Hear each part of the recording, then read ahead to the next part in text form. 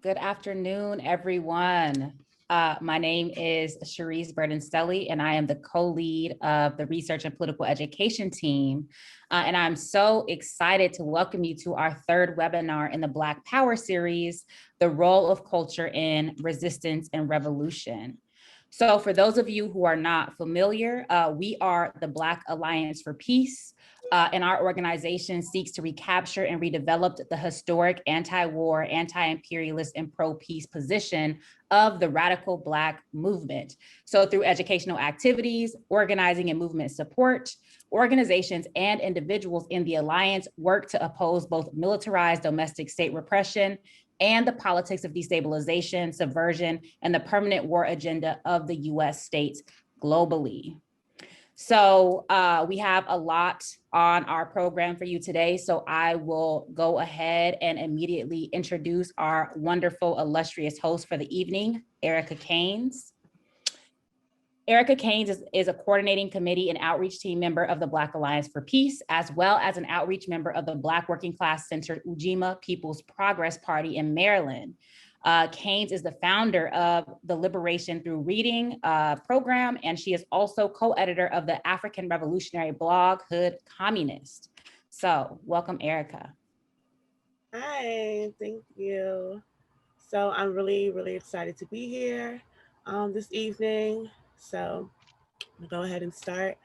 Um, in the speech, National Liberation and Culture, Amilcar Cabral stated that in order for culture to play the important role which fails to it in the framework of the liberation movement, the movement must be able to preserve the positive cultural values of every well-defined social group, of every category, and to achieve the confluence of these values in the service of struggle, giving it a new dimension, the national dimension. Confronted with such a necessity, the liberation struggle is, above all, a struggle both for the preservation and survival of cultural values of the people and for the harmonization and development of these values within a national framework. Through the arts, African culture and the conceptualizing of a national liberation struggle have consistently intertwined in every movement era. The emancipatory poetry of Phyllis Wheatley, the worker-centered art of Charles White, it's behind me, the dynamic talents of Paul Robeson, the boldness of Lorraine Hansberry, the vision of Amari Baraka, the truth-telling of Audre Lorde, the sophistication of Sonia Sanchez, freedom blaring out of the horns of Phyllis Band, and the sound of Mississippi crackling, and Nina Simone's voice, because goddamn, and countless others. The decades that span the Harlem Renaissance and the Black arts movement remain significant because these were decades that defined the role of the artist in relationship with the ongoing liberation and decolonization struggles. Literary, visual, and musical propaganda was the backbone of the struggle, holding the masses upright while battling labor repression and lynches and police repression and colonization and even the Cold War. The neoliberal turn and subsequent embracement of it in so-called Black politics today not only affected Black liberation movements, but the use of Black culture.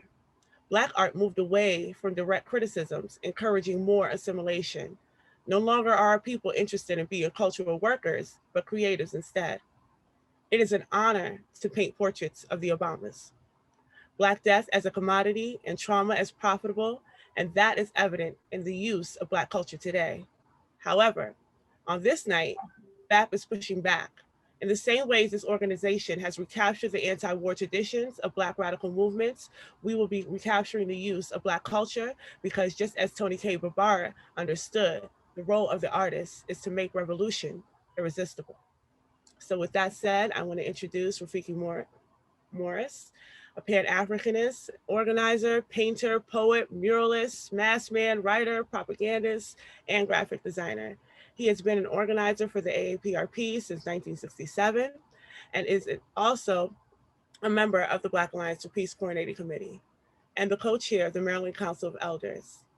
He was also a student organizer at several colleges and universities, including Howard University, Georgetown University, University of Maryland College Park, American University, Morgan State University, go Bears, Essex County College, Virginia Union, the Delaware State University, Morris has written 3 books: Africa on My Mind, a collection of poems published in 1982, Call of the Drum, The Philosophy of the Conscious and African Worldview, published in 2010, and War, The Blood in Our Eyes, coming out this year in 2021. So Rafiki, go ahead. Hello, everybody. How are you all doing? I'm really pleased to be here today. You'll see some of my paintings showing on the screen. They say a picture is worth 1,000 words. So I got a bunch of pictures up here, so it gives me some extra words in my 12 minutes. I'm not going to describe the paintings. I'm going to let them speak for themselves. And I really just want to address the topic of the role of culture in resistance and revolution. I think I might be coming from this from a little bit of a different angle because while I am an artist and a writer, I think our people all too often take the art and the poetry and the song and the music and think that that is culture. The art is in fact just a cultural product, but the culture itself is the process by which the people live. The culture is the way in which the people produce the things that they need to survive and develop. The culture is the means that the people use to take their human and material resources in order to meet their needs. And when the people are engaged in this struggle to meet their needs, to garner their human and material resources in order to survive and to develop, they employ culture to do that. And in employing this culture, they are in fact guaranteeing their survival and their progress going forward. And out of that culture, out of that living reality, you get these cultural products. You get the paintings, you get the poetry, you get the songs, you get the music. Those are the end results of a living reality that the people face. And that living reality is the culture. If the culture is both, can be both positive and negative. It is negative in the sense that the enemy can take our culture and use it to manipulate us in order to get us to be a part of the process of our own exploitation and oppression. Pop culture is not necessarily mass culture. Revolutionary culture is always tied to the people's struggle. It's always tied to the resistance. It's always tied to the effort to get free of exploitation, economic exploitation, political oppression, and social degradation. These are aspects of the enemy's control over our lives. And in order to counter the enemy's control over our lives, we must build a revolutionary culture that is based in our resistance. What does this mean? It means that we have to live differently. We have to have different aspirations. We have to have different values and principles that guide our daily activity. You can't keep living the way capitalism and imperialism wants you to live and think that the result of that is going to be your liberation. Liberation is a consequence of struggle. Struggle comes from a recognition that the forces inside of the society are in conflict, that some of these forces are for the people, some of these forces are against the people. Revolutionary culture is the building of those forces that are for the people, the building of those forces in society, the organization of the masses of the people so that they can pursue their own interests. They develop a culture of resistance, a culture that allows them to survive the attacks of the enemy and at the same time develop the independent capacity to meet their own needs. I'm an artist and I paint, but even painting has to come out of a culture of painting. You don't just make up your mind that you're going to paint a picture. No, it requires material resources, and it requires the exercise of human labor applied to those resources. And that process of applying human labor to those resources in order to produce something that helps the people understand their reality is the culture. And the art, the painting, the song is the product of that culture. So in our society, in this society, and everywhere the Africans are, we need to look back at our principles coming out of the pre-colonial, pre-patriarchal stage in our development. We once lived in collective fashion. We once lived egalitarian lives. We once practiced humanism as an aspect of our daily existence. And these are aspects of our culture which we may now have to embrace and apply anew in our current conditions. We also have to be able to look at the living culture that our people are engaged in right now, and in that culture, see the resistance that is inherent in the daily lives of our people, and embrace that resistance, highlight that resistance, raise that resistance up in order to build the culture of struggle, a culture of revolution, a culture that's able to confront our enemies, a culture that's able to support our friends, a culture that's able to pursue our objectives. The people don't just need food, clothing, and shelter.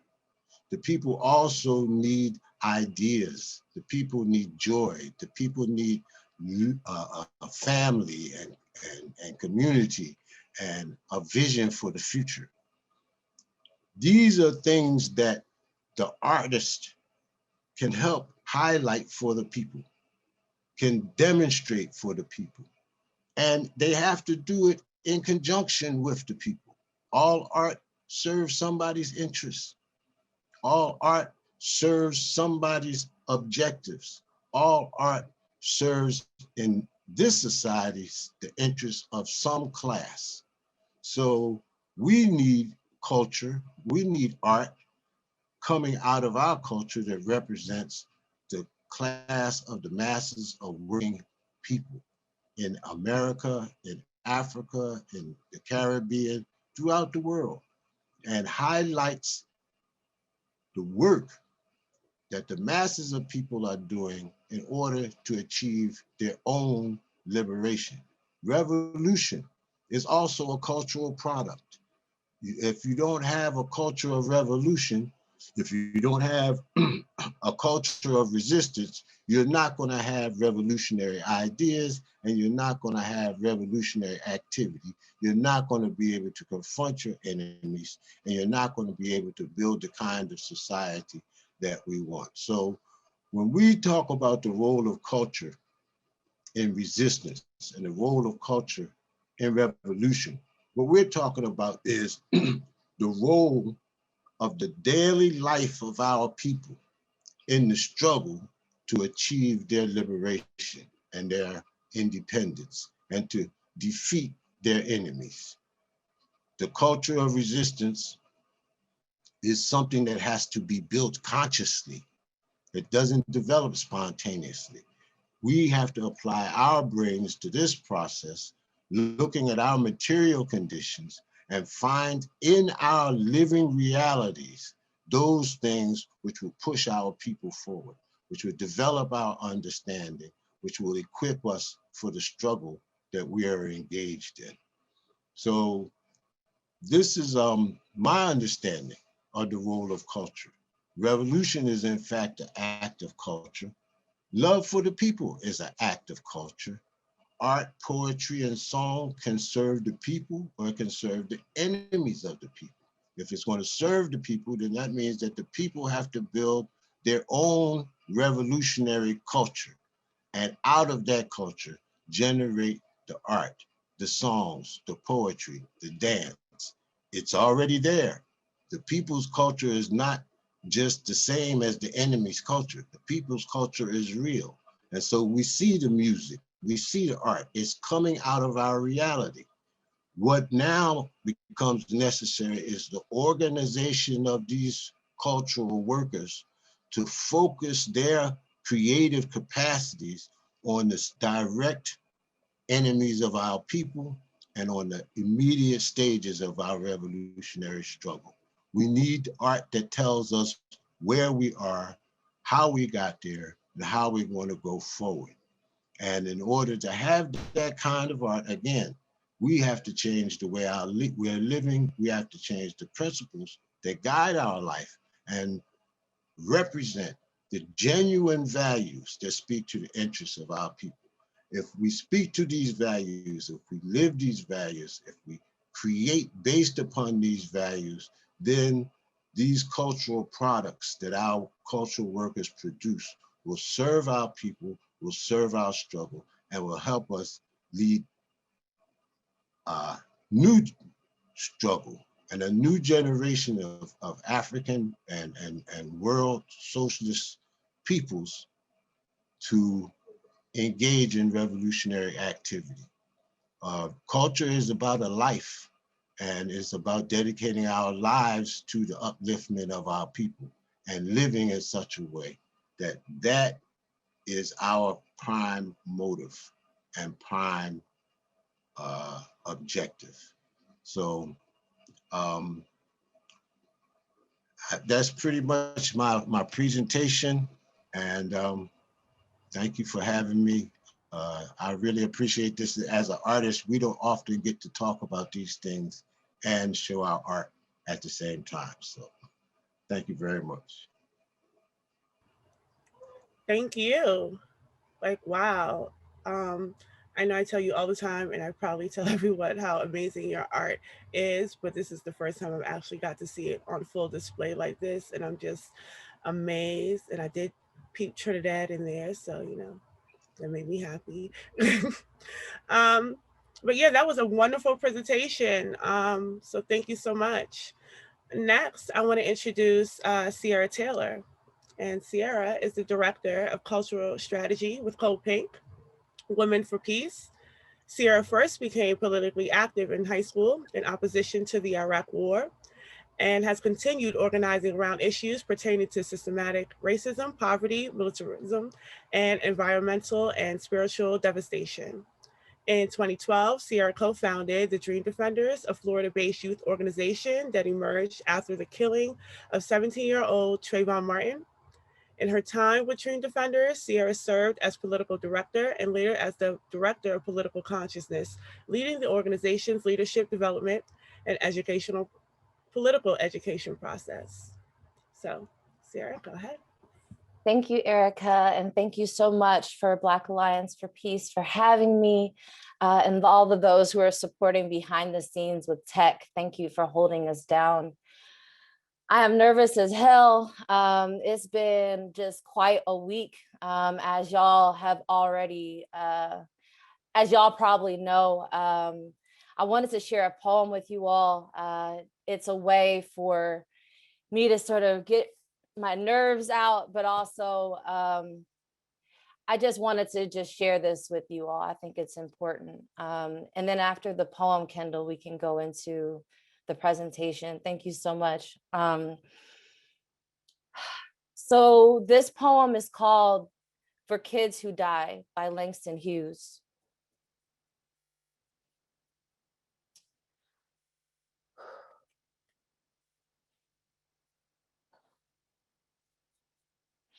This is for kids who die. Black and white, for kids certainly will die. The old and rich will live on a while, as always, eating blood and gold, letting kids die. Kids will die in the swamps of the Mississippi, organizing sharecroppers. Kids will die in the streets of Chicago, organizing workers. Kids will die in the orange groves of California, telling others to get it together.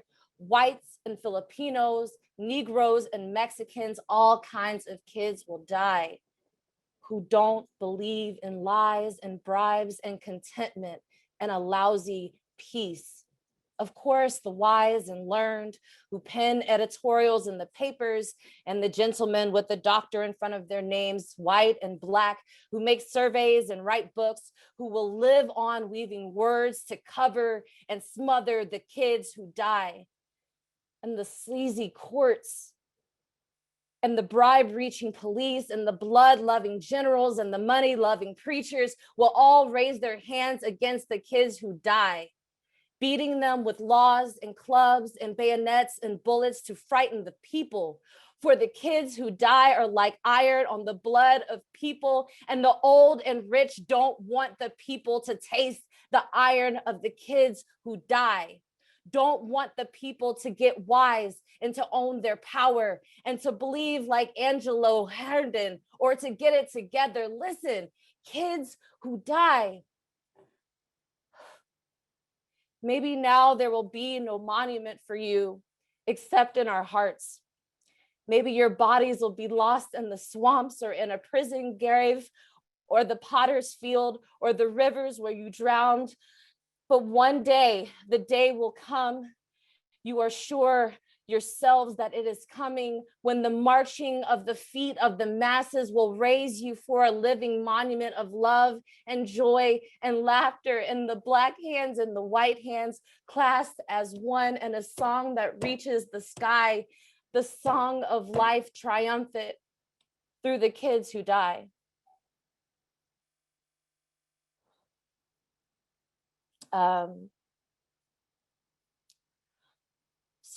Kendall, if we could just start the slides. Thank you so much.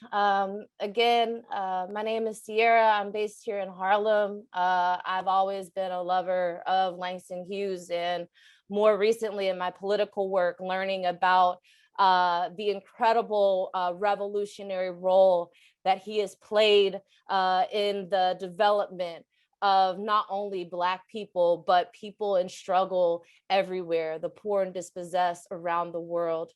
And I want to talk about and continue on this conversation that Rafiki so beautifully opened up of the role of culture and resistance and revolution.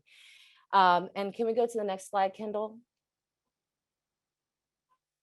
So I wanted to share with you a little bit about myself. It's been really difficult to connect with people during the pandemic, and I've been fortunate to be able, through the work of organizing and in struggle, be able to stay in connection with people. But as y'all probably know, getting to know each other can be quite difficult. So I wanted you all to just know who I am and why my perspective is the way that it is. And if we find commonality, reasons why it should be. You know, I'm a product of the Baptist church. I'm a millennial. I'm one of the first children who had computers in schools, grew up on reading Rainbow, saw, Julian Gonzalez, come up the shores of Miami, TLC holding us down with Don't Go Chasing Waterfalls, educating us about the role of AIDS and drugs and to use protection. Y2K, we thought the world was going to end. I feel like every 3 years the world is about to end. Rodney King, September 11th in the United States, the Dreamers movement, Katrina. I went to Florida A&M University. Obama, Tupac and Biggie, the Columbine massacre, the first school shooting that I was conscious for, the signing of the NAFTA agreement, Occupy Wall Street, and of course the killing of Trayvon Martin. All of these things have shaped me and have shaped my worldview. And I want to acknowledge that I'm not here as an individual, but I am here as the result of my development and the people who I've had the opportunity to develop with. And if we go to the next slide. So when we're talking about culture, like our comrade Rafiki said, it's not just about what is beautiful, what is cool. Culture is a set of values and beliefs. And like I showed y'all in, the former slide, it was shaped by all these different, the culture, the media, religion. I grew up Baptist. I went to a Catholic church or Catholic school the first few years of my education. It's the politics, it's the war, education, media, all of these things shape the way that we understand society. And the next slide, please. And so, like our comrade said before, culture is a reflection of the economic base. It's not just I was shaped by like watching TLC, but I was shaped also with the AIDS epidemic and the crisis therein, and seeing the way in which the government really don't give a fuck about us if they can't turn a profit on us, and that they will leave us to die as long as their profit margins keep going. If we can go to the next slide, please. And so, like Rafiki was saying, the ideas of the ruling class are the ruling ideas. So oftentimes when we think, oh, I think this way because, I'm an individual and, I was just born revolutionary. I came out the womb, I hit the streets, I was reading Asada at 3, all of that. But not really understanding the ways that we are shaped and how we are developed and what we're really up against here. And so I have a few examples of the ways in which the culture all around us, in ways that we can't even, sometimes we're not even conscious of it, really seeps into who we are and forms our beliefs, or rather conforms our beliefs to the beliefs of those who oppress us. So the Americanization of the global South, so the taking over of national economies around the world and introducing our industry. This is imperialism. You see the jingle all the way, the corporate holidays, consumerism, Kylie Jenner, self-made, billionaire or whatever, this idea of the entrepreneur, the individual. I got here by myself. The one in the corner here is not really fair because this picture is beautiful, but the idea of the good wife, the wife who can, cook and clean and, teach the Bible and, it's all the, the perfect things that a good wife is supposed to be, have a baby, and the next day, you're here like Ciara, the singer with the 6-pack. The idea of the good worker, what it means to be seen as hard working in this country, how the ruling class really shapes the way that we think about our role and our relationships in everyday life. Next slide, please. And so I wanted to talk with you all. Again, I am I don't want to say product, but I am a developing person who has been developed as a result of certain experiences. And so one of those experiences is that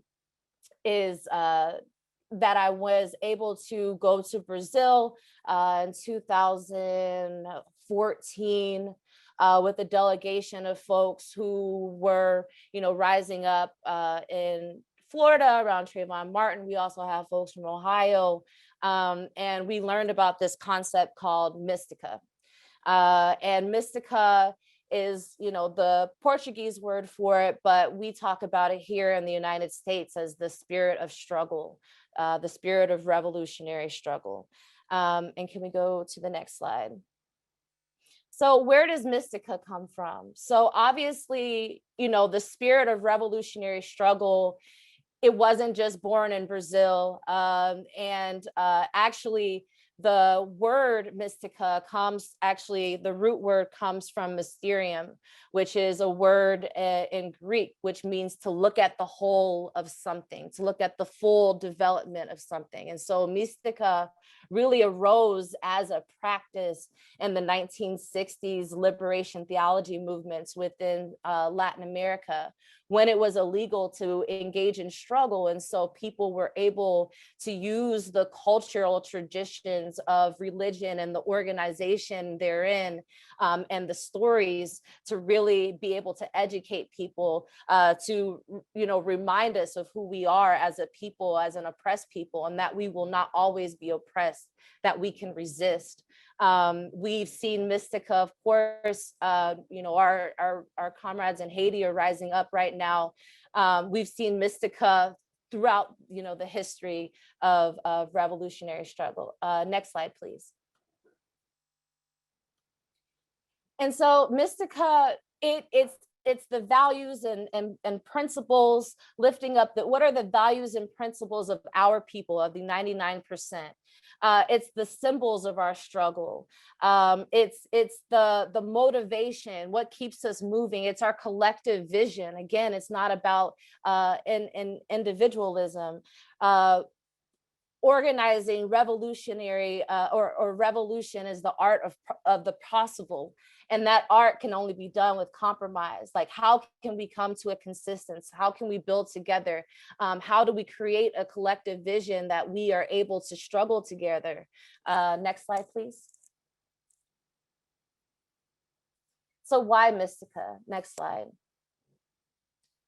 So again, the ruling ideas of the day are the ideas of the ruling class, and we may not even recognize the ways in which we've internalized those ideas. And so Mystica as a practice is being conscious of the way that we show up. What do we value? What do we believe in? What are the images of our people, of our history, the songs, the music? What do we care about? What are we striving for? Next slide. And so the idea is that the way that we do one thing is the way that we do everything. And so if we're to be a revolutionary, but you can't, clean the toilet in a collective space, then how am I supposed to trust you on the battlefield, to do what needs to be done when it needs to be done, if you're going to pick and choose what you feel as though it is beneath you, or what you feel that you contribute. It's a way of political education. In the time of the 1960s in Brazil, there was like 90% illiteracy among the peasants. And so how do you bring together people who don't know how to read, how to write? How do we educate each other? How do we tell our stories? How do we, build our collective memory? How do we, in the farm workers movement, you have Filipinos, you have Mexican folks, you have Black people, all speaking different languages. How are we able to come together and be able to build a movement with one another without the use of language? And so Mystica is something to be lived in our everyday life. It is a practice. And when we talk about the practice of Mystica, we're talking about internalizing the revolutionary struggle. We've heard this in many ways. Huey P. Newton says, revolutionary suicide. People have different interpretations of that. I like to think of it as, dying, the killing of the capitalists within us, that kind of revolutionary suicide. Che Guevara talks about it as the new man. We have to think about how do we actually bring ourselves to our revolutionary potential in the now, so that we are able to break out of the capitalist realism that tells us that things have always been this way, things will forever be this way. We don't deserve to live. We don't deserve food. We don't deserve water. We don't deserve housing. This is a way for our people to remind ourselves of the leadership that the most impacted, the most oppressed, the poor and dispossessed internationally, that we have throughout history been able to win, and we will be able to win once more. We who believe in freedom cannot rest. Thank you all so much for having me. Good evening, good night.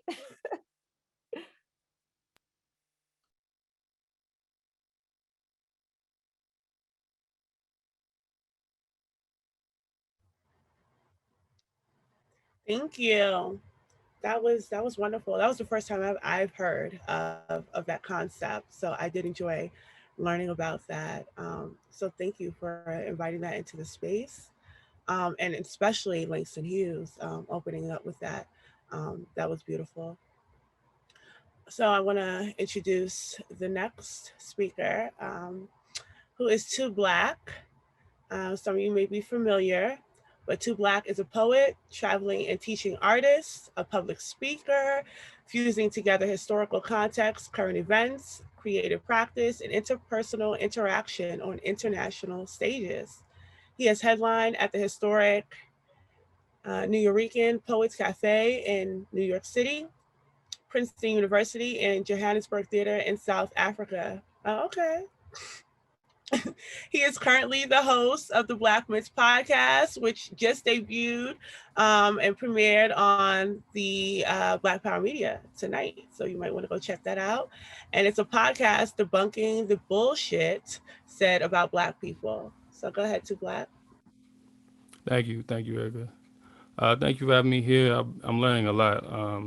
I think, like it was said at the beginning, often artists don't get to discuss the political and intellectual nature of what we do, even when it is very much that. So thank you, everybody, for listening. I'm going to make this real quick. I'm going to do a quick talk, and then I'm going to just end on a poem, and then I'm going to sit back and continue to enjoy.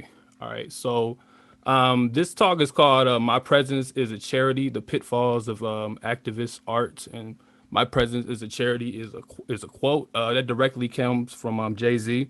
In 2012, he was criticized by Harry Belafonte, who was mentored by Paul Robeson and was a major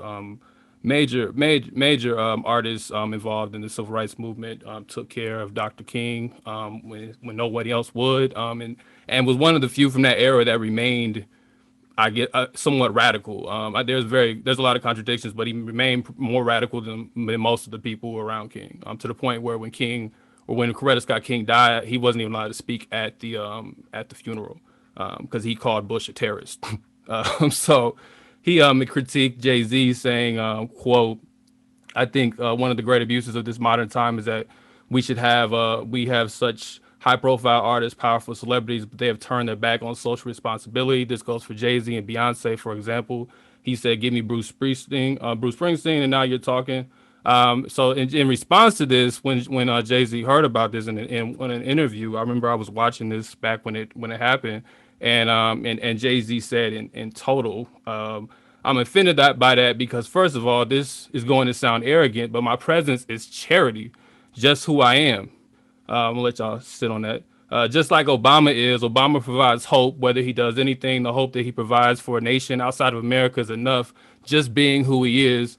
You're the first Black president. If he speaks on an issue or anything, he should be left alone. So essentially, Jay-Z is saying simply just by existing, that's enough.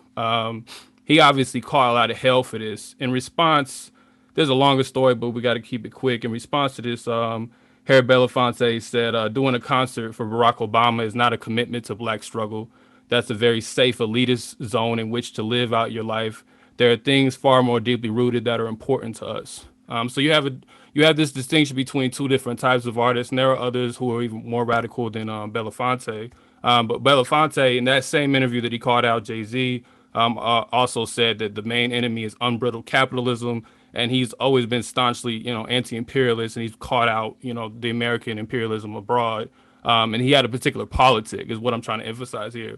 Versus Jay-Z and a lot of artists today were brought up to just say, "Well, I said it, or I drew it, or I wrote it, or I sung it, and that's enough. And I'm here, and y'all hating on me. Y'all can go kick rocks." Like, there's this sentiment that if you are present and you said something, then that becomes the bar. You don't have to have any particular type of politic or any particular type of orientation. If you just said Black Lives Matter, if you just said stop killing us, like those things are okay, but they don't clarify anything, as it was said at the beginning, as far as what we need to do to get free. It's just a saying that gets co-opted by liberal media, and you can become like, "Oh man, he's sticking up," because the bar is so low that if you say anything as a Black artist, then it's cool. So to pull from a quote that Dr. CBS, shout out to our comrade Dr. CBS, said in an interview on The Dig. Now, she was talking about Black scholarship and her great criticism of that terrible book Caste.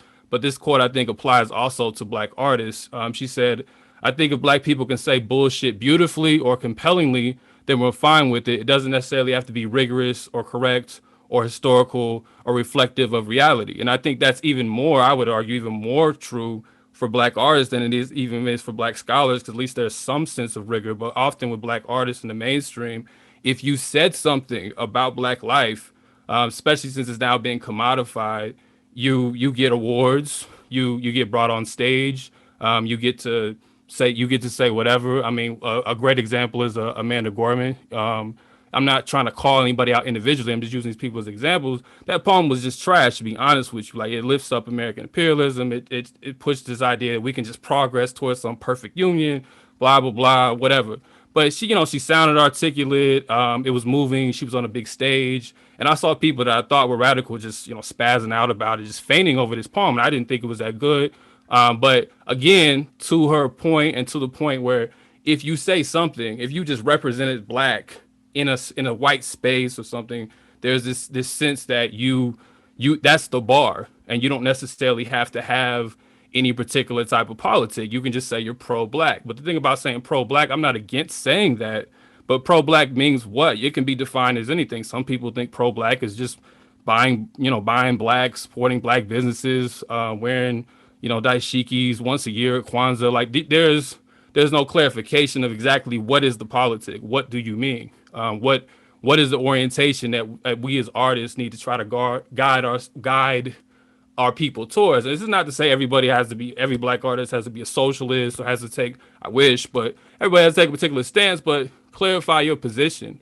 Something that H. Rat Brown said, Jamil Amin, also a political prisoner, just look that up.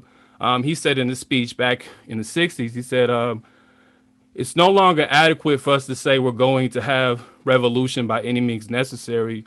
You have to begin to define the means that are necessary. Read that one more time. It's no longer adequate for us to say that we're going to have revolution by any means necessary. You have to begin to define the means that are necessary.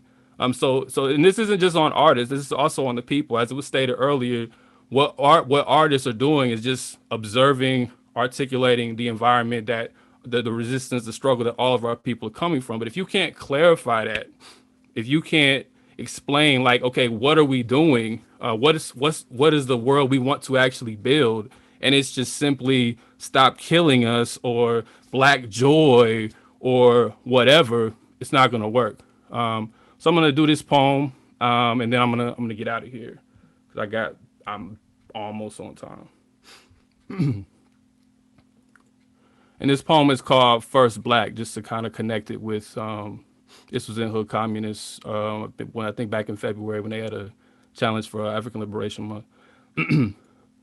The first Black, the clay face of the Black race, shape-shifted to fit the state's mission, muddying the waters of slaughter, a farcical marvel, built by white guilt, sculpted and welded to quell the rebellion. The first Black is almost always the safe Black, raised as a docile Rottweiler, taught to bark down at its own breed, but rarely seems to bite the white hand that feeds. The first Black, the single needle conveniently placed within a colonized haystack, handpicked, personified as a proverbial reminder that, hey, maybe the evil empire might have a soul, or at least an irredeemable heartbeat. The first Black, the empire's artificial pacemaker, a white device, pumping electrical impulses of hope and progress to prevent the cardiac arrest of the American project. The first Black, indoctrinating these little Black kids with their elitist trends. If they work hard too, they can grow up to be grifting and simulationists, just like us, achieving the same decadent Black excellence like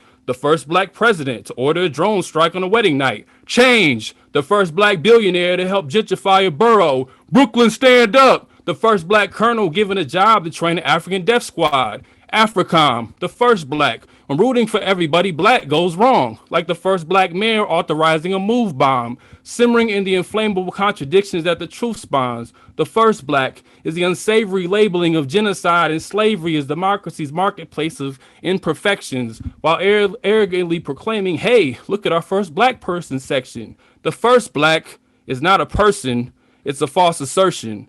A deluded assumption that a corrective to oppression is the individual achievement of a few, that power comes by trickling down some sour crumbs to the collective or by an inevitable glass ceiling they keep telling us Negroes we about to break through, instead of a burning imperial home white hot to collapse. The first Black is not progress. Progress is not a hill we climb, it's a series of colonial mountains we loathe to explode. Progress is the Igbo people. The first enslaved Africans arrived from the bottom of the deck, ravaging their slave lords, tossing their captives overboard while arriving free on shore, only to march back into the water because they rather die as martyrs than survive the terror to become the first Black whatever. The first Black don't even exist. Only everyday black people who collectively defy and persist. Everything else, my nigga, is a white supremacist myth. Thank you. Woo! Okay.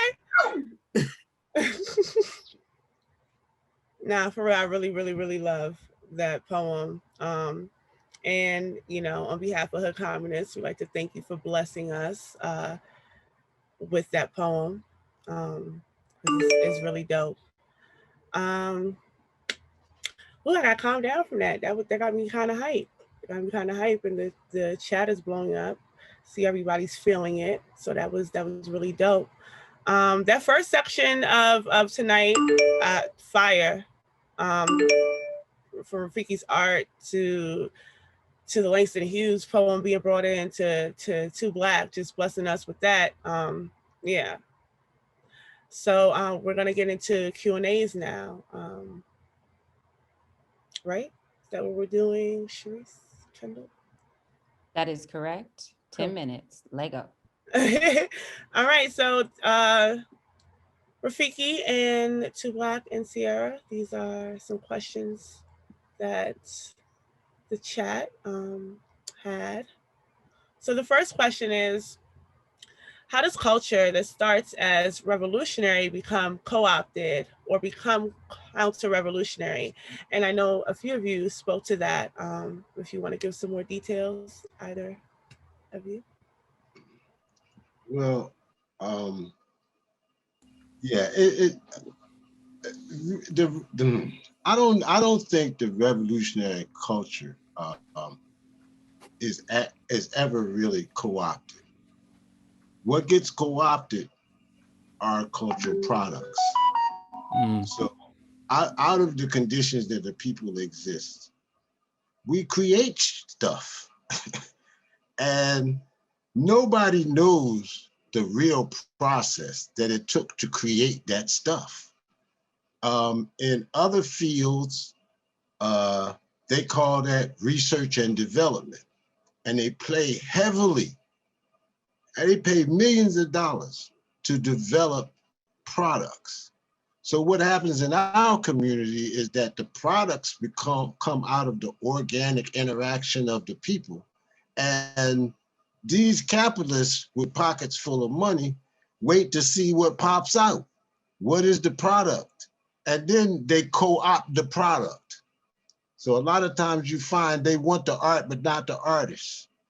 You know, they co-opt the product. They did it with hip hop. They did it with rhythm and blues. They did it with jazz. They did it with every art form, everything, the dance, the clothing, everything.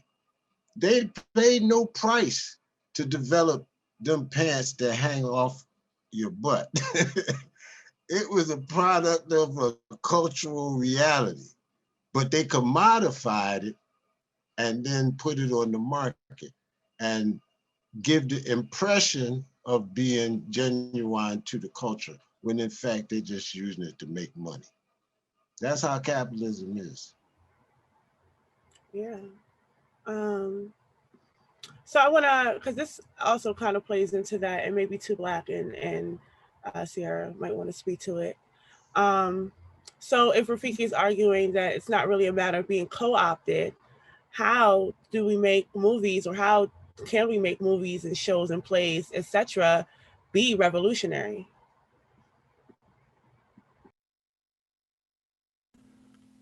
I think like it was said, it's not just about the product, and I think that's a great distinction. So anything, as I've learned even through performing, I could say the most left revolutionary shit, but if I'm talking to somebody that's not clear on that and the audience is not clear on it, they'll still turn it into something liberal. I've had this happen to me a million times. So it's really important that the people have that level of consciousness. I think that's how the products become revolutionary. It's not a matter of the artist imposing that onto the people. I think we get that mixed up, and then we demand that the artist make something super revolutionary. But if the consciousness isn't there, then I've seen it where it still gets turned into like I made a poem. I was criticizing cultural nationalism one time. Not that all of it is bad, and I said it to a certain audience, and they it was called what is the poem called? But it was a poem talking about blackness, but the people that interpreted it as, okay, there's just a million different ways to be black, and that's not what I was getting at. You know, so I'm saying, like, if the audience doesn't have a certain level of consciousness, I think the artist has to push the envelope, but we have to also be doing the work on the ground. I think that's the more important distinction that I've learned the hard way. Thank you for that. So, how do you choose your medium for producing art? Ciara, do you want to answer that one? Yeah, I mean, I think for me, first of all, I'm a militant, and I use art and culture in order to organize and educate. So I'm not an artist. It's not the other way around.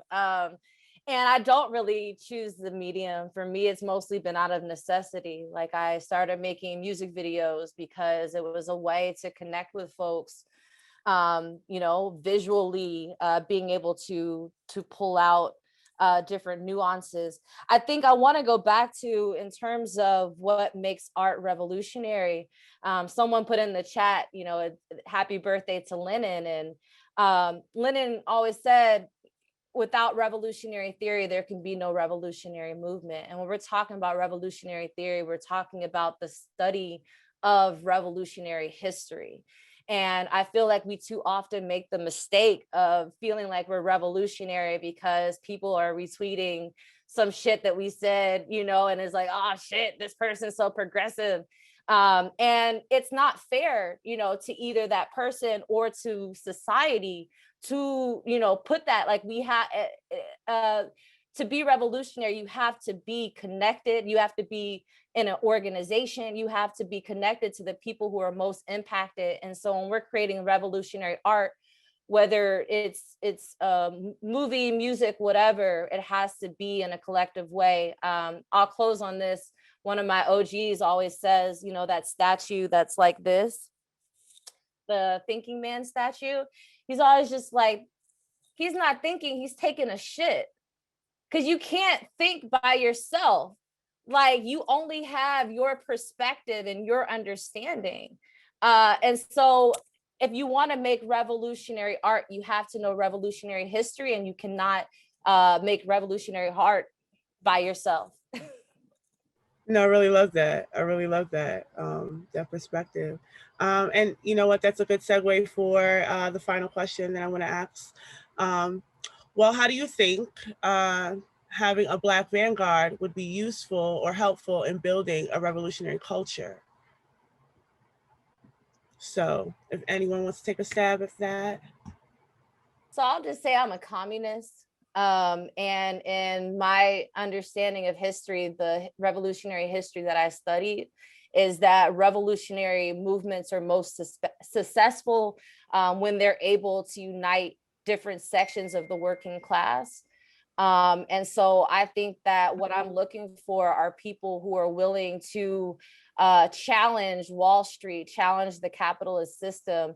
And I don't give a fuck what color they are if we're getting free, you know? So sorry for cursing, it's late. All right, ready? If either of you have like 2 minutes to. All right, I'll jump in here. You know, it is correct. In order to have revolution, you must have revolutionary theory. But that revolutionary theory has to be connected to a conscious daily action. And an action is always being improved and developed. It's a critical process.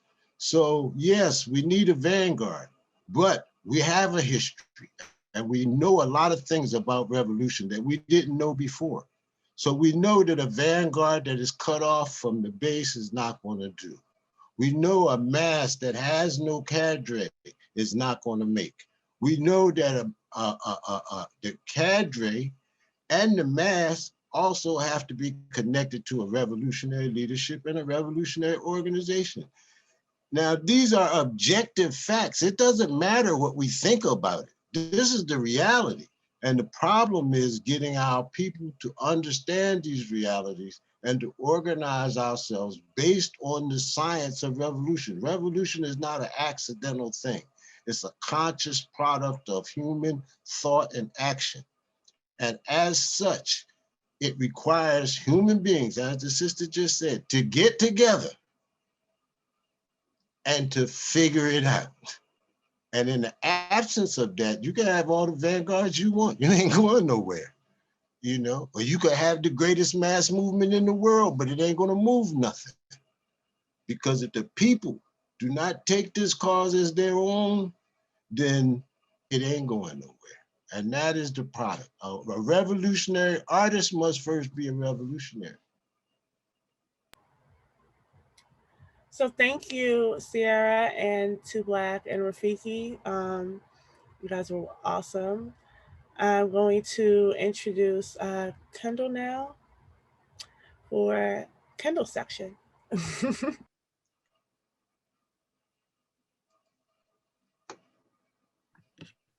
Hey y'all, so I'm Kendall, I use she, her pronouns, and I'm a part of the BAP administration thing, so I do a lot of, behind the scenes stuff. And as a art lover, fanatic, I really want to thank you for the opportunity to participate, and thank you to the audience for, being in community with us, especially after like the week we've had. I really appreciate it. So this part of the presentation is going to be a slideshow of the winners of an art competition that we hosted for this webinar. So about 3 weeks ago, we posted on our social medias and emailed our membership asking folks to demonstrate our principles of unity through visual art. So I'm gonna just go through the artists, and a lot of them are in the chat. So if you see your art, definitely introduce yourself in the chat. We're so happy that you submitted your work. And so many of the submissions were amazing, so it was hard to just choose 13. And so in the chat, I'm gonna put the link to the principles of freedom. So if you have questions about what this means or anything, you can look there, but I'm gonna start with anti-imperialism, which we know as the latest, or imperialism is the last form of capitalism, so the most intensified exploitation. And for this principle of unity, we chose Alan Carpenter's Imagine the Future When All Guns Have Turned to Stones. And Alan is a 21-year-old Black interdisciplinary artist born and raised in DC. Their work is a cross of lamenting generational trauma, celebrating Black strength, defense, and cultural influence in an attempt to also navigate my relationship to my Black identity and soon open dialogue for others to do the same. So Alan put this piece up at DuPont, a museum in DuPont, DC. And so here you can see a lot of the biggest imperialists and war criminals that we have here in the US. I don't know why that happened. And so we thought it was a great DuPont, thank you, Tariq. We thought it was a great example of the anti-imperialism that we're trying to organize here at BAP. And just to call out these folks on the poster. So thank you, Alan. And these are going to be posted on BAP's platform, so be sure to check into our website and follow us on social media. Next up, we have Anti-Patriarchy, which is by Erin Uzzle. This piece is called Find the Life. She Finds the Light. And so Erin Uzzle is a Virginia-based artist who celebrates Blackness by painting otherworldly, surreal portraits of Black people and figurines.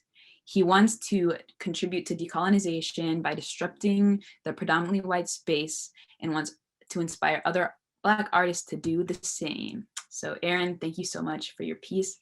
This is beautiful.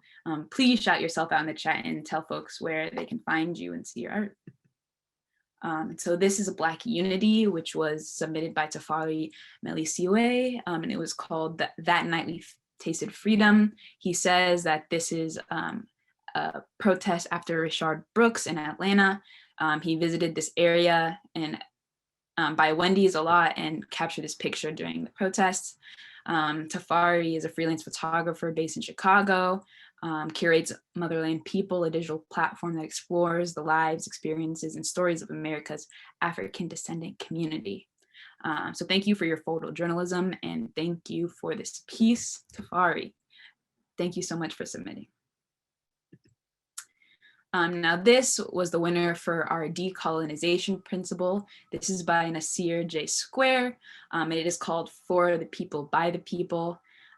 So this incorporates a lot of aspects of our principles of unity, but we chose it for decolonization to show how much power we can have as a community if we center ourselves. So thank you so much, Nasir. And this one is for our prisoner support. This is for our prisoner support category. So this is a banner submitted by Afia, who organizes the Malcolm X Grassroots Center in South Carolina and is a member of BAP. And this was taken at an action at the Lee County facility in Bishopsville, South Carolina. And the banner was created by Upstate Food Not Bombs. So thank you so much for your work, and definitely notice the imagery that they snuck in there. Great work. And this is by Emily. It's called Warning Neighborhood Watch. And this is for our right to self-defense principle of unity. So you can see it says warning, the neighbors of this community are organized against white supremacy. And I hope that we can start hanging these in our neighborhoods because it's such a great work, and know that, we have to defend ourselves before anyone else. And you can see her bio, working at the Claremont College's Prison Abolition Collective. So thank you so much for your work, Emma. And this is Vortex by Amaya Cynthia Dongo. And this is for our self-determination category. It was so striking that we had to choose this. So thank you so much for your work, Amma. And the artist was born in Paris and did work at Parsons, in the New School in New York City, and gave us this vibrant, amazing piece. So thank you so much for your aesthetic in our presentation. And this was also submitted by Afia. This is the Never Again banner, used for an action in Greenville, South Carolina. So this is the poster, 2 winners for them. So thank you so much once again, Afia. And you can see the artists are in the chat, so be sure to check out their links in their Instagrams, please. And this is one of the last ones. So this is by Dr. Quinn Johnson, and the title is in a language that I don't understand, so I'm not going to read it, but it demonstrates our working class foundation. And I just want to point that this piece, this artist is from Trinidad and Tobago, and this piece was on display in Haiti and Trinidad and Tobago. So it really demonstrates our international working class foundation. And oh, Quinn says they're from Trinidad. So thank you for your work. And this is one that demonstrates our working class foundation internationally. And finally, we have intersectionality. So this is by Noah Biala, and it's a short video. So I'm just gonna play the first 60 seconds. And we really appreciate Noah Biala for sending a video instead of visual art. It was a great film, and we're so excited to play it. So I'm gonna have to play it outside the speakers, and it will just be the first 45 seconds. So thank you so much.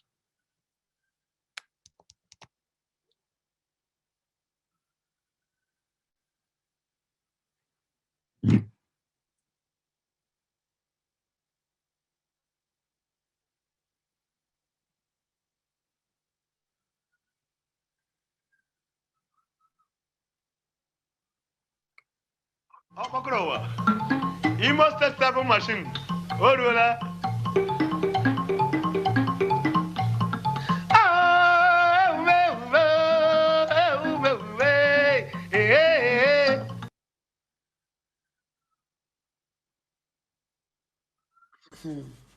I be your mama.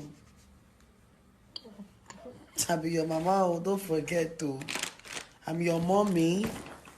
And it's not possible for a boy to like a mommy.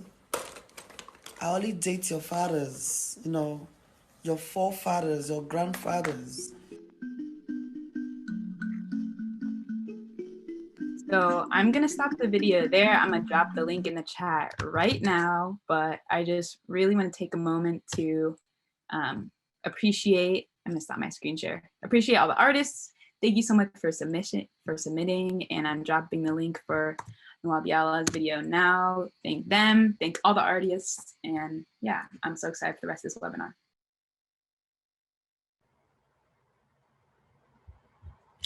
Yeah, that was beautiful. So thank you for all the submissions. My son is, he's discovered knock and run, so.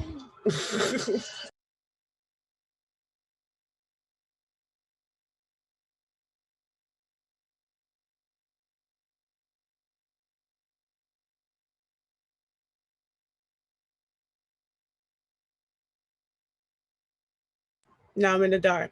So, so yeah, hold on one moment.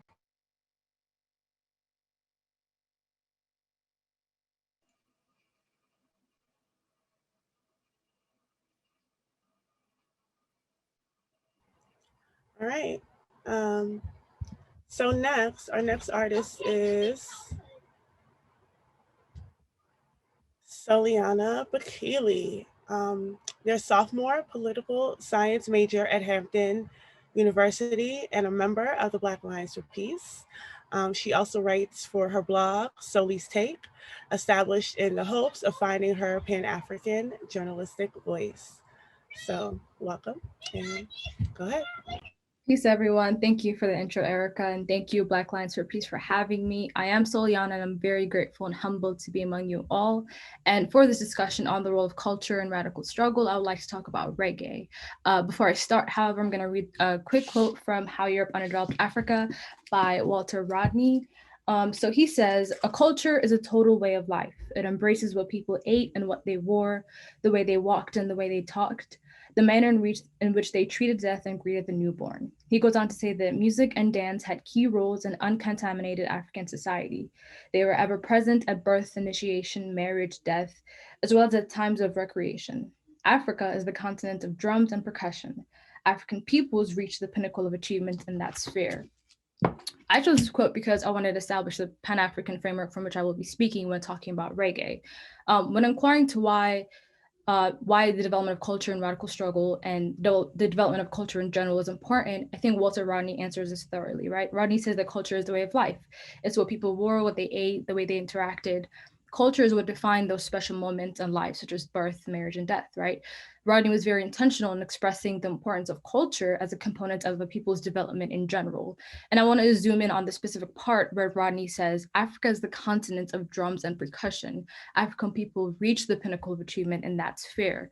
And when I read that, I immediately thought about reggae. I thought about how reggae, and roots reggae specifically, is one of the many overt cultural manifestations of resistance and radical movements. Though reggae did not directly come out of Africa, its main component, the drums, is of a strong and pure African influence, right? The drums are the very first thing you hear in most reggae songs, and that's for a reason. The drums are what are the heartbeat of any reggae songs. So reggae came out of Jamaica in the 60s. At that stage, however, it was only known as ska. Ska had a much quicker beat, was very fast. It was around the time that Jamaica gained, its independence. So people wanted, quick and upbeat music.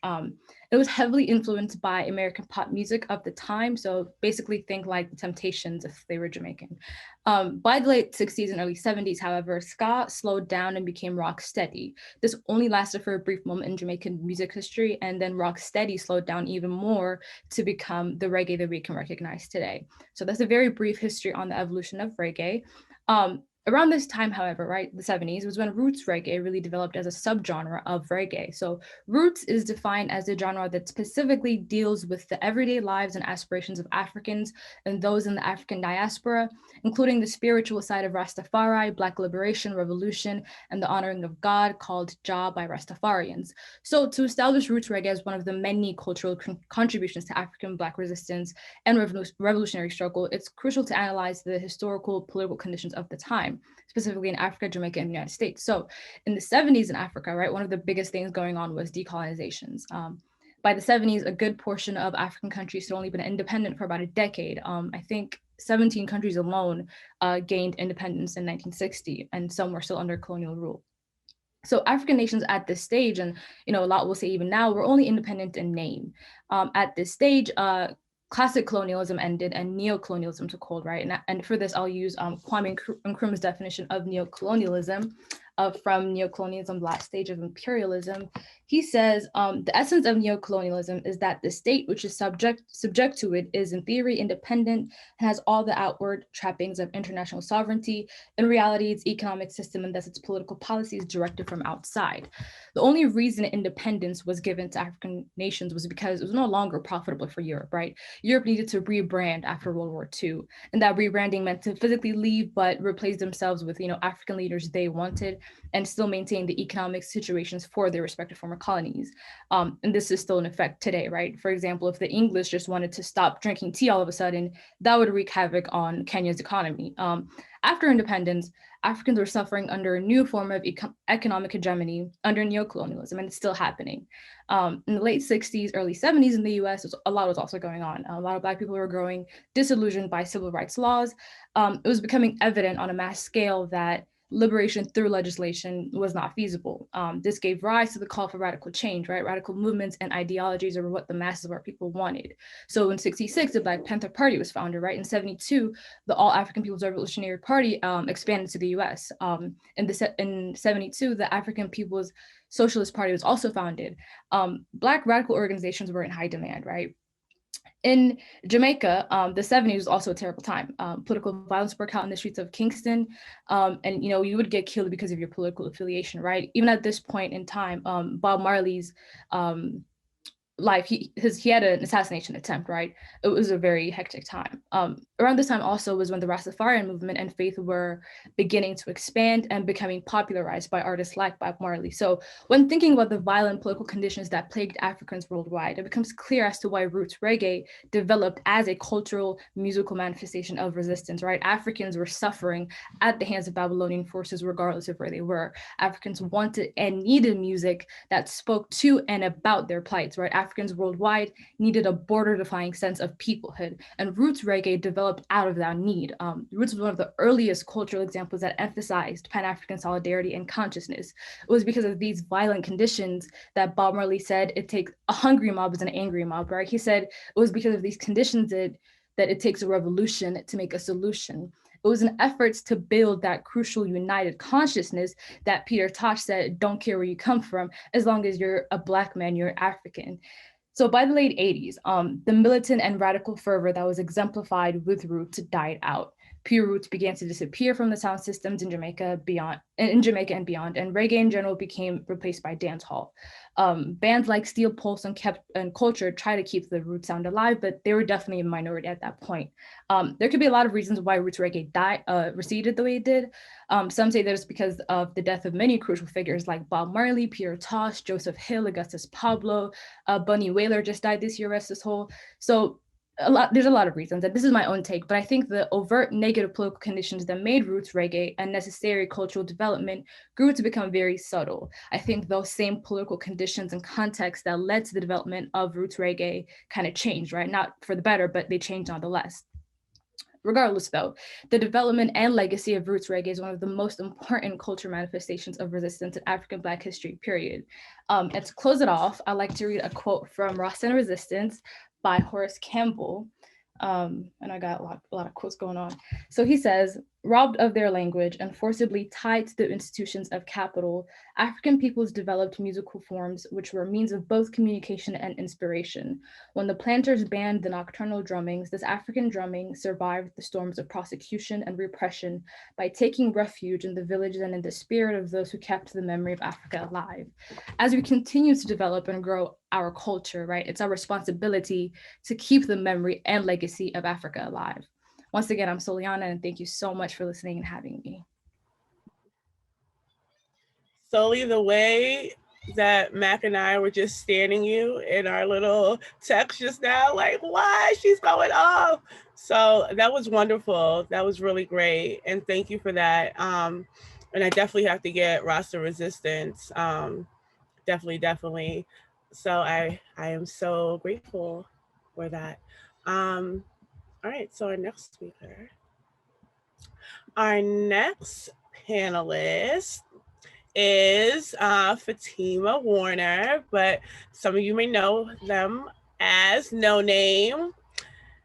She is a rapper, a creator of Noname Book Club. She currently resides in LA and is working with a team to build a revolutionary free library for the residents of her community in Jefferson Park. She is the people's librarian. She's super dope. So go ahead.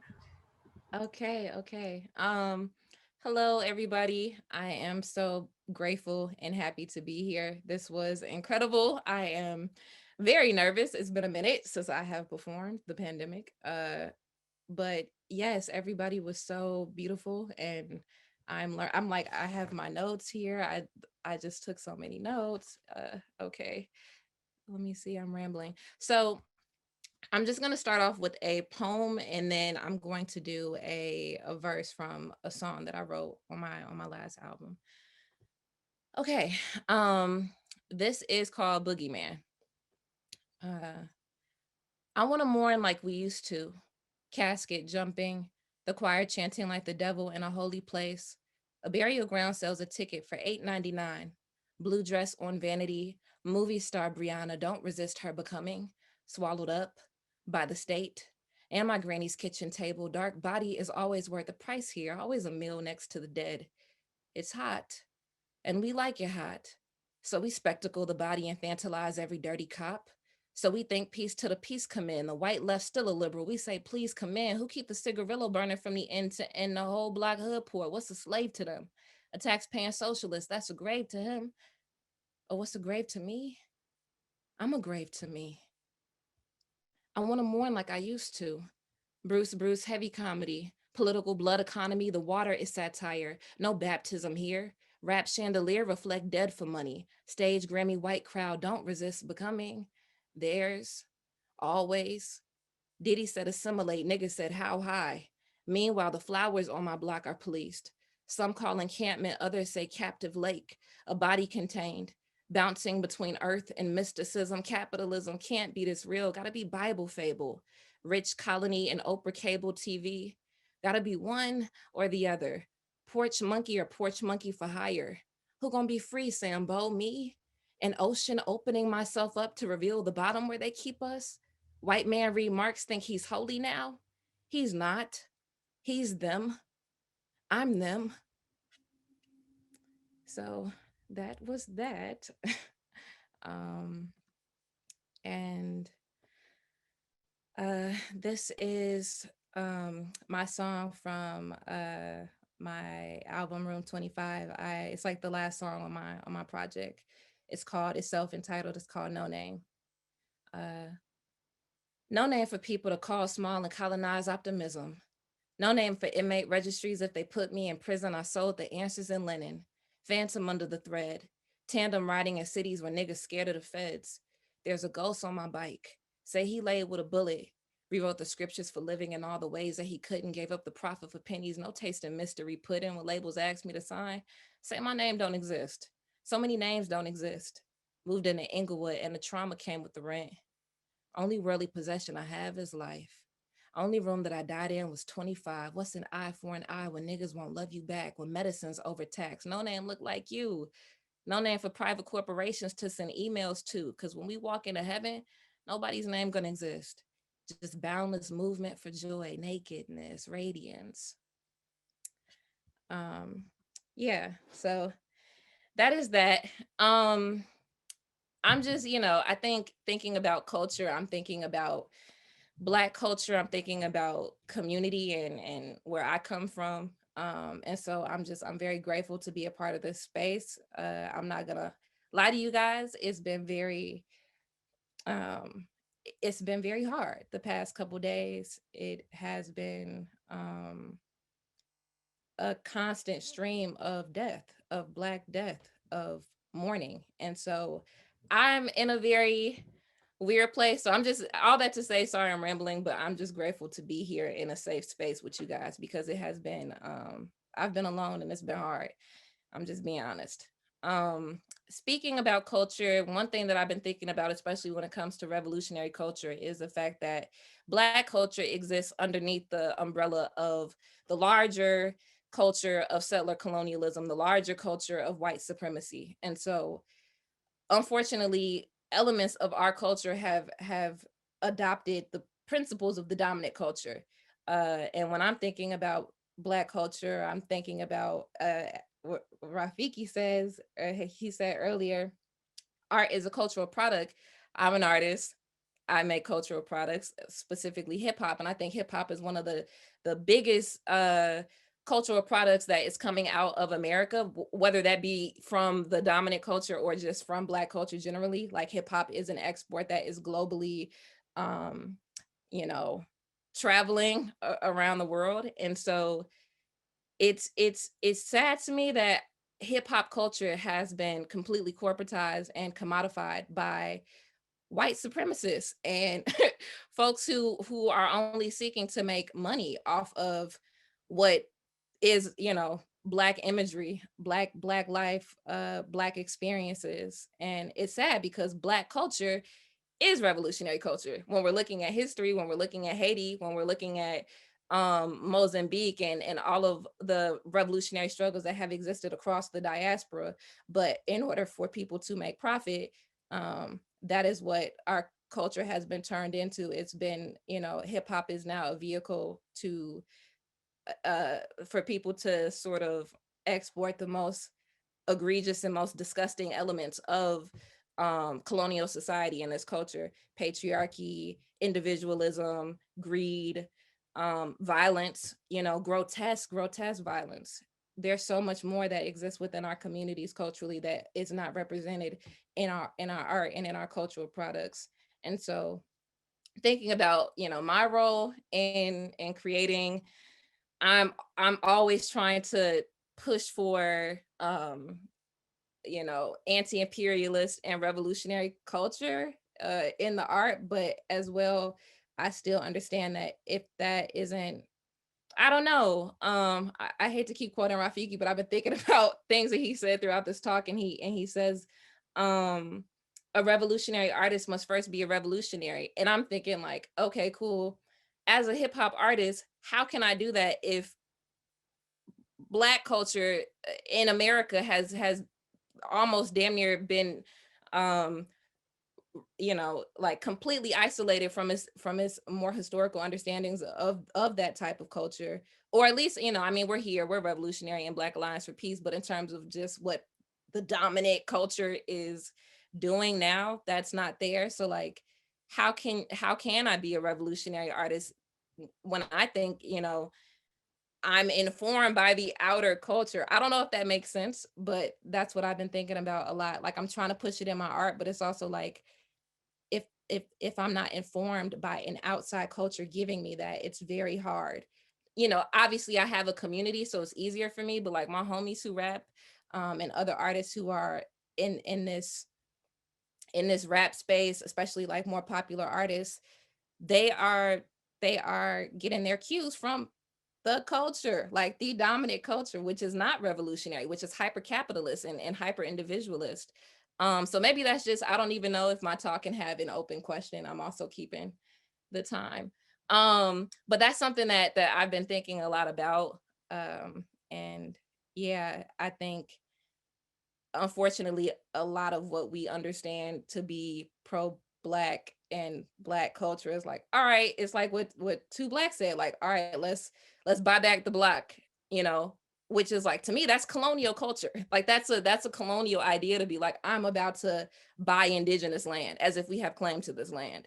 Or it's the new age, you know, it's the new Black elite who's like, well, let's go to Africa, you know, like let's travel back to the continent with no real international solidarity to the struggles that are happening on the continent. Just to me, that's again colonial culture, to think that you can just travel to somebody else's land and you're not pushing for the unification of Africa under scientific socialism. You're not supporting the ongoing things that are happening and presently, you know, still manifesting under US imperialism and neocolonialism and things of that nature. So yeah, sorry if this was a ramble, but that is my talk.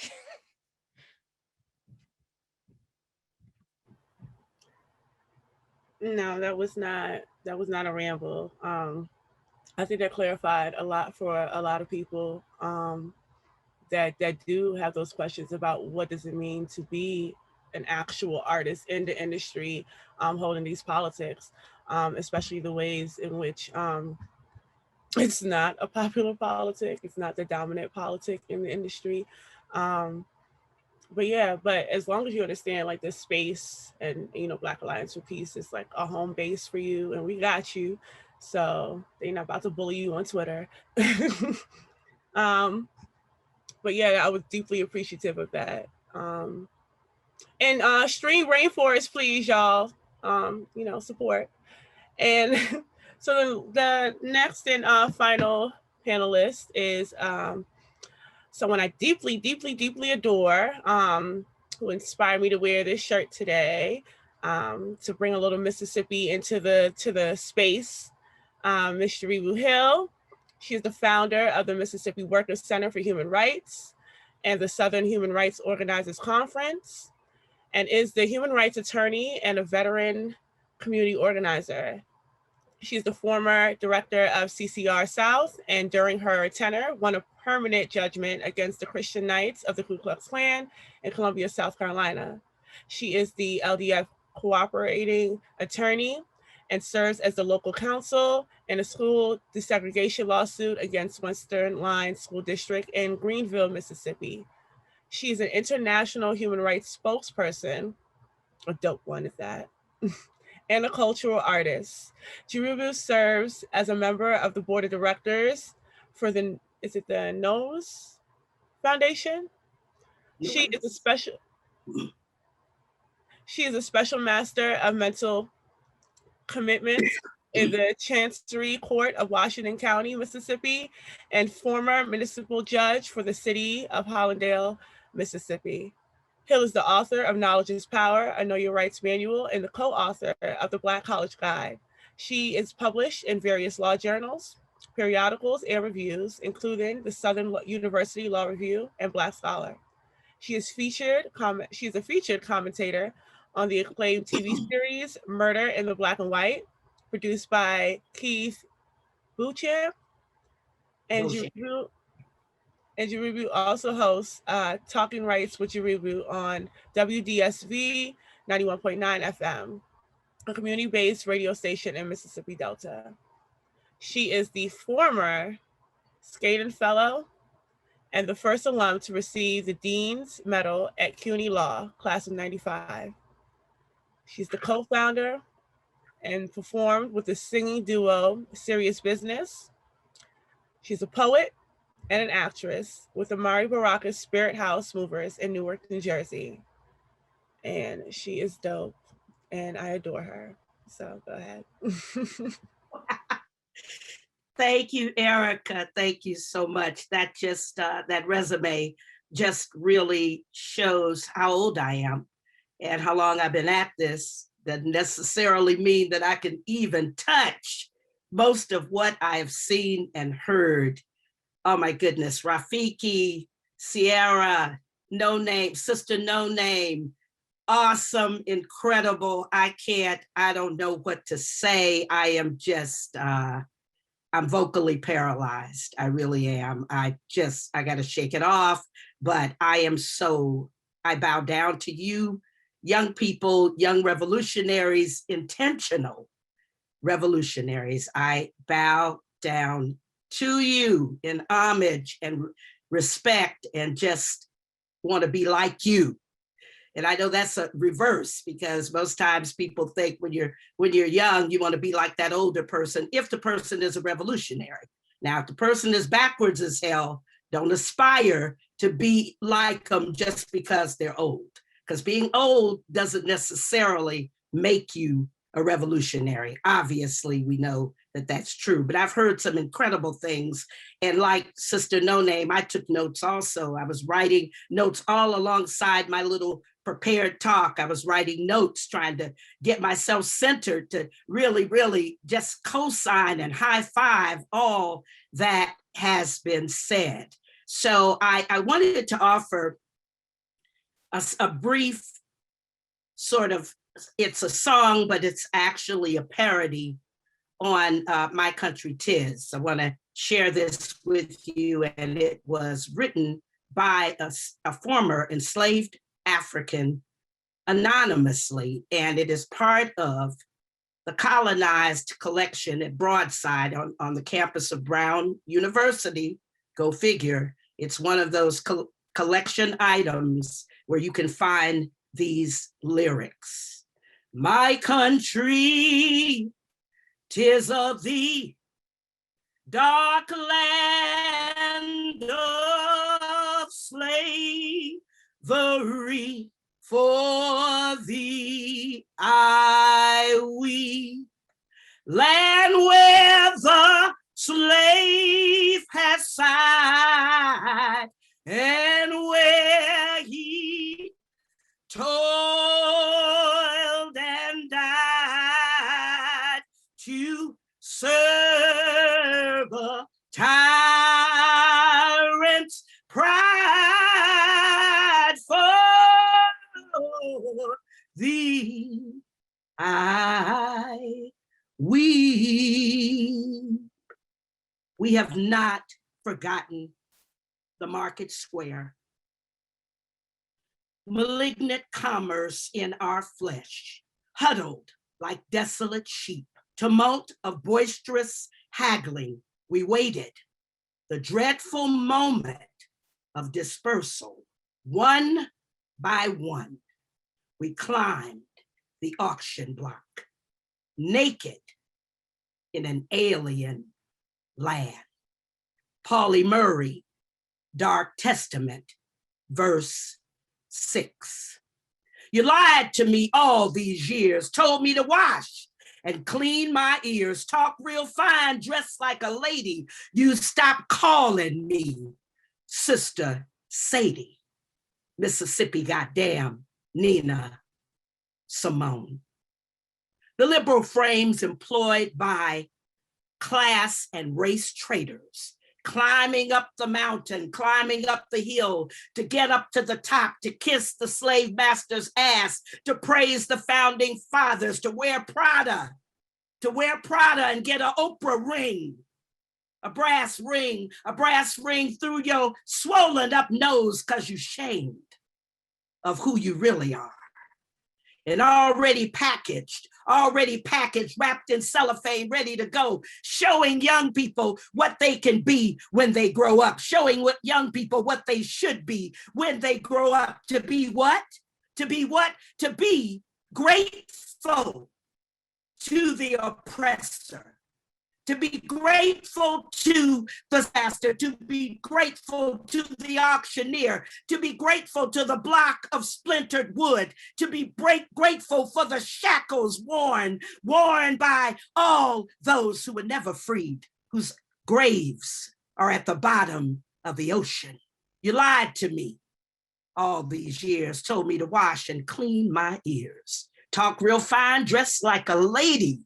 You stopped calling me Sister Sadie.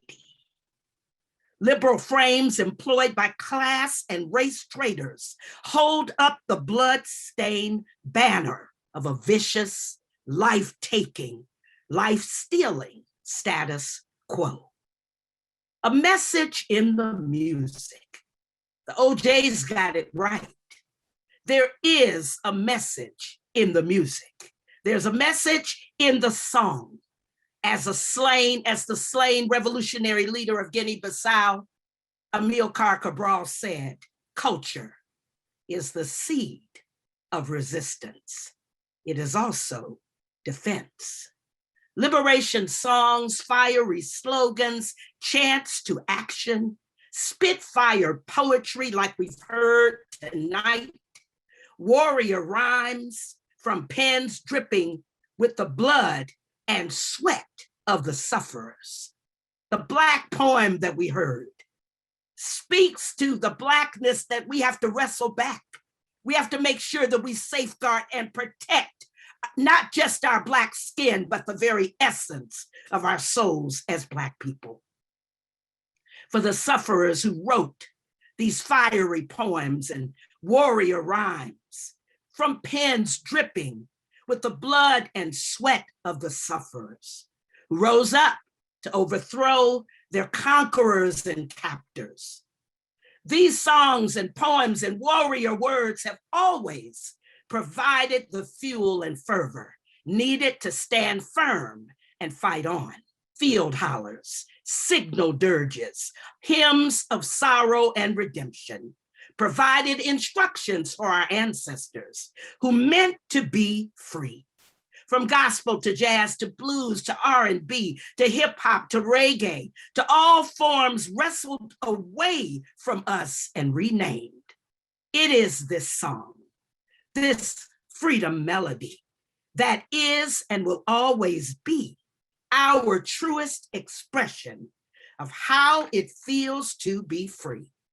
Every genre created by the oppressed has that message, that purpose bound up with the zeal of revolutionary action and results. We cannot stand back and be silent while pimps and hearse stealers and hearse chasers redirect and reframe the misery of our people.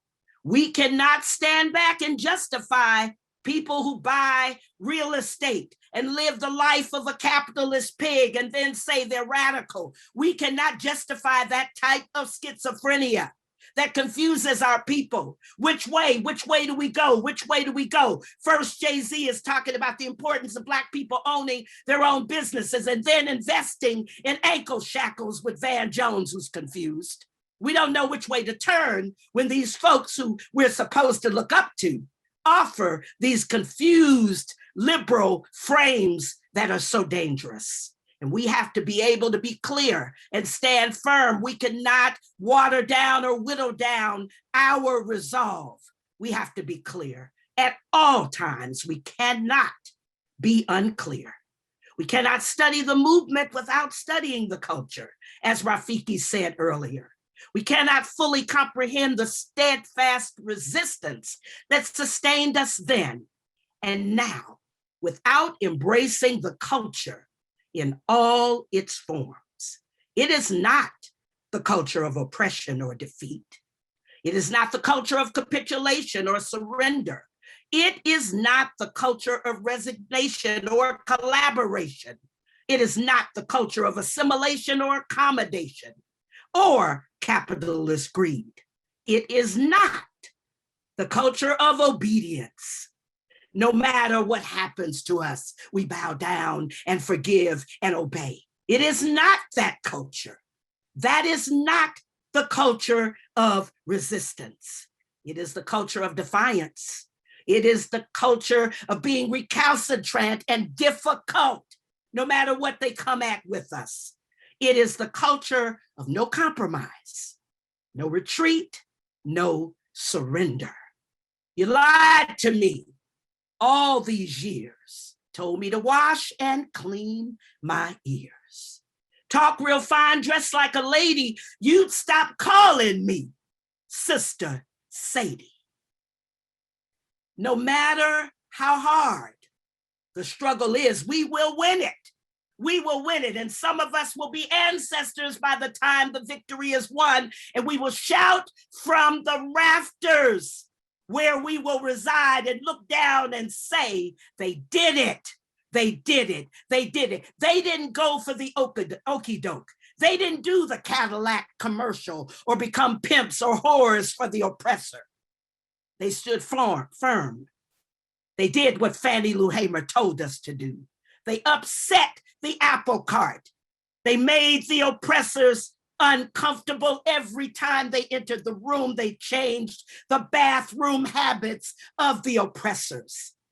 They did not, as Yusef Imam said to us in 1962 in the poem Love Our Enemy, they did not love their enemies.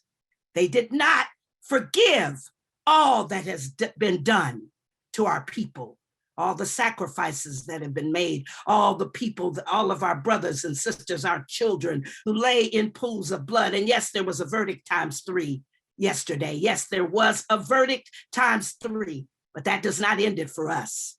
We've got to make sure they answer for everybody that has ever laid in a pool of blood, all the way back to 1619 and before, for everybody that was the victim of the kidnapping, of the murders today, of the lynchings, of the auction block enterprise. We've got to stand firm. From every mountainside, upon the ocean tide, they call on us. Amid thy rocks and reels, thy woods and templed hills, I hear a voice that shrills, let all go free. Peace and power, my sisters, my brothers, my family. We're gonna win. We absolutely are gonna win.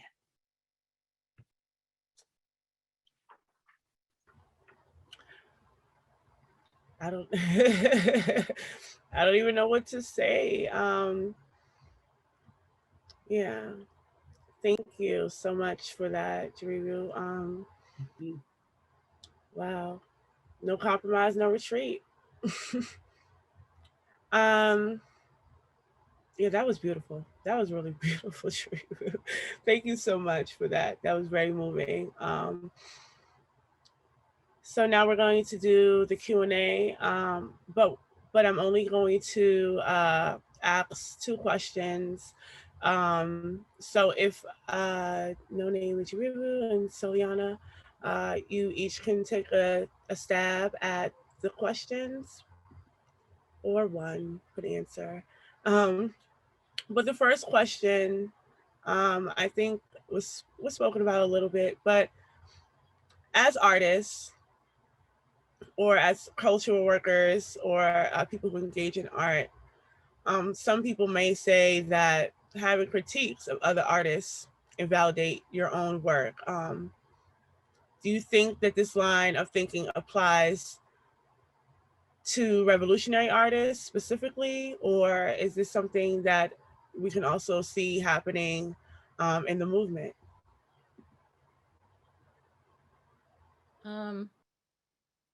Maybe I guess I'll go. I don't think critique invalidates someone's work. I think critique is how we can refine. I typically am, I'm looking for principled criticism from, my comrades and people who I respect. But I think it's important because I think, especially when we're talking about culture, there has to be some level of cultural critique, or else we're not going to be able to push back against reactionary content, just negative representation, and things that are detrimental to the larger group as a whole. So yeah, I think principled critique and critique that is happening in good faith is good. And niggas know I definitely will publicly critique a lot of Black capitalists. I have no issue doing that. So, and I don't think my art is invalidated. I think I'm dope as hell. So that's my answer. Well, I ditto that. I second that emotion. I have no problem whatsoever. And some of my liberal friends that I thought were radicals, especially when Biden and Harris were running, and people said, well, I know about her record, but after all, she's going to make history. History as what though? See, I'm at the time now where I have no filter. I have nothing left. So y'all are gonna have to filter, because I have no filter and no patience. And I think you are right. We have to critique Black capitalism, who come in the form of artists who try to push their craft, but also are selling death to our people, never atone for when they actually were selling death, by the way, selling drugs to children, okay? And then there's R. Kelly, I Believe I Can Fly. where, well, sister told me the song is so beautiful. I said, I don't give a rat's ass how beautiful the song is. He's a pedophile and a rapist, and I'm not gonna put it in rotation. I'm not gonna play I Believe I Can Fly. I'll write a song before I sing that song. So I think you're right. We have to be firm. And it's hard. It's hard because you lose friends. You're isolated. People, when they see you coming, I literally had a brother see me at the State House when I was there in the lobby for freedom, close the elevator on me to keep from sharing the elevator with me. I'm saying we are isolated because we're trying to hold firm, but you got to do it anyway. And your poem, your rap, your words earlier, all of the imagery there, the imagery of our liberation, that's the poetry I'm looking for. Those are the poems. Too Black, if you still on, that's the poetry I want to hear from. I'm not trying to hear no poem about making a joke of Emmett Till's death, like that little fool, Lil Wayne, and some of the other little fools out there, and Kanye talking about slavery was a choice. I think we have to critique these Negroes.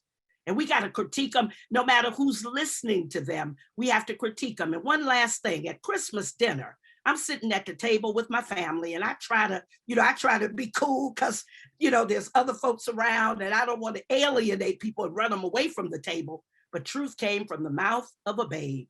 My 14-year-old granddaughter said, I think you should not buy Chris Rock because of what he did to women. And someone else said, well, I have him in my rotation. She said, then you should take him out. And that was a 14-year-old speaking to an adult who was in authority in her life. And I just thought to myself, I said, if that's the kind of truth that's coming, then we are surely in for liberation. If we can just keep truth and people saying what is true and not be swept up into these moments where you see these pimps on the screen taking credit. And I'm an attorney, and I know damn well Crump didn't have nothing to do with those convictions. Yet, what does Sharpton call him? The Black Attorney General of America. We got to not be confused. We got to not be confused by these pimps and charlatans. And if I've offended anyone, I just want to say it's Jaribu, not my brothers and sisters who put this event together. I always make a disclaimer because I know some stuff is rough, and I know some people think, whoa, oh, I don't agree with that. Cool, that's fine. Don't invite me to your program. Get on the committee next time. Make sure I don't get invited. But I just want you to know, stay with it, sister. You are bad to the bone from that necklace that you're wearing. Yes. All over you. So much. Oh my God. I co-sign everything you said. No, if anybody has words, we fight. That's right. All right, so the final question is, as BAP members, how can Black Alliance for Peace use culture in our outreach and political education, similar to what as we're experiencing tonight? I just say more of the same. More of the same. I've seen some powerful videos using Black orators for narration. I've seen powerful revolutionary radio programs that NETFA and others produce. The visuals that you all introduced tonight, celebrating visual artists like Rafiki. I say more of the same, and don't be limited to just one area or one genre. Let's just put it all in and let's make it. This is a festival tonight, by the way. I consider this to be a festival that is so well done, and I hope that people do get a chance to share it out, because there's some incredible stuff that has happened tonight, transforming stuff that's happened tonight. And I'm talking about these young people, and I don't want to sound like, that's all I'm talking about is your youth, but the fact that you're revolutionaries, the fact that I can just say everything I heard, I agreed with. My God, how often do you get to do that? You sit up there saying, did he just say that? What, and you try to figure out how you're going to chop that head off.